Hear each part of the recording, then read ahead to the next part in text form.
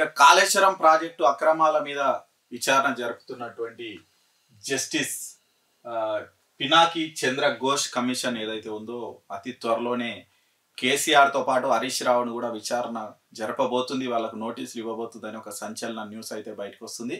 మరి సిద్దిపేట ఎమ్మెల్యే హరీష్ రావు, మాజీ సీఎం కేసీఆర్ ఇద్దరు కూడా ఆయన పిలిచి విచారణ జరిపే అవకాశం ఉందని తెలుస్తుంది. ఎందుకంటే ఆల్రెడీ చాలా మంది అఫిడవిట్లు ఇచ్చారు. ఈ అఫిడవిట్లను మళ్ళొకసారి విచారించడానికి 52 మంది నీటిపారుదల శాఖ అధికారులకు తాజాగా నోటీసులు ఇచ్చారు. వీళ్ళు మండే నుంచి వరుసగా విచారణకు పోబోతున్నారు.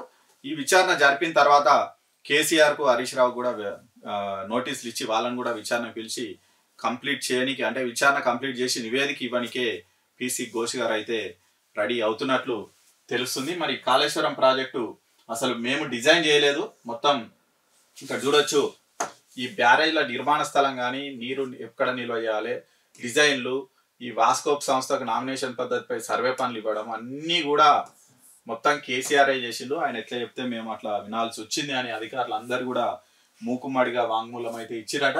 అసలు ఆ ప్రాజెక్టుకు కర్త క్రియ కర్మ అంతా కూడా కేసీఆర్ఏ అని అధికారులు చెప్పారు. ఆయన కూడా ఎన్నోసార్లు చెప్పుకున్నాడు, కాళేశ్వరం నా మదిని రంగరించి, నా మైండ్ రంగరించి బయటికి తెచ్చినటువంటి ప్రాజెక్ట్ అని కూడా చెప్పుకున్నాడు. 1,00,000 కోట్ల ప్రాజెక్టు. మనం చూసినాం, ఆ ప్రాజెక్టు నడిచినా నడవకుండా మన దగ్గర ధాన్యం ఉత్పత్తి మంచిగానే నడుస్తుంది. ప్రాజెక్టులోకి అన్ని ప్రాజెక్టులకు నీళ్ళు వస్తున్నాయి. నిజంగా అంత దూరం పోయి ఆ ఎత్తిపోతలు ఎవరు ఐడియా ఇచ్చారో ఏందో ఆయనకే తెలియాలి, కేసీఆర్కే. ఇక మరి ఫస్ట్ నా నీటిపారుదల శాఖ మంత్రిగా ఉండే హరీష్ రావు అప్పట్లో కాళేశ్వరం ప్రాజెక్టుకు, ఎందుకంటే ఆ బ్యారేజ్ల నిర్మాణం అన్ని కూడా ఆయన దగ్గరుండి చూసుకుంది కాబట్టి మరి వీళ్ళిద్దరిని కూడా విచారించే అవకాశం ఉంది కమిషన్ అని అయితే చెప్తున్నారు.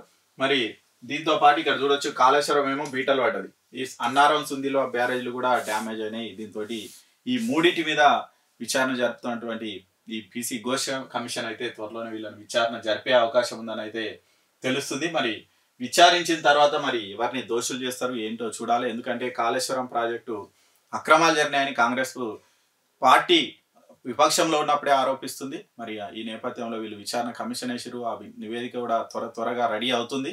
మరి రెడీ అయిన తర్వాత వీళ్ళు ఏం చేస్తారు ఏంటి అనేది అయితే చూడాలి.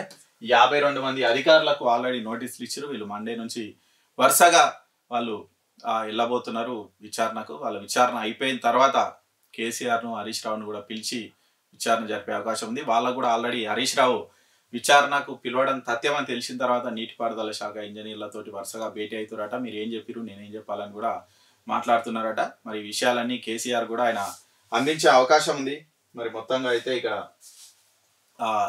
వాళ్ళ ఈ ప్రాజెక్టు మీద విచారణ అయితే తుది దశకు చేరుకుంది. వీళ్ళని విచారించిన తర్వాత వీళ్ళు ఫైనల్గా ఏం కంక్లూజన్కి వస్తారనేది చూడాలి మనం.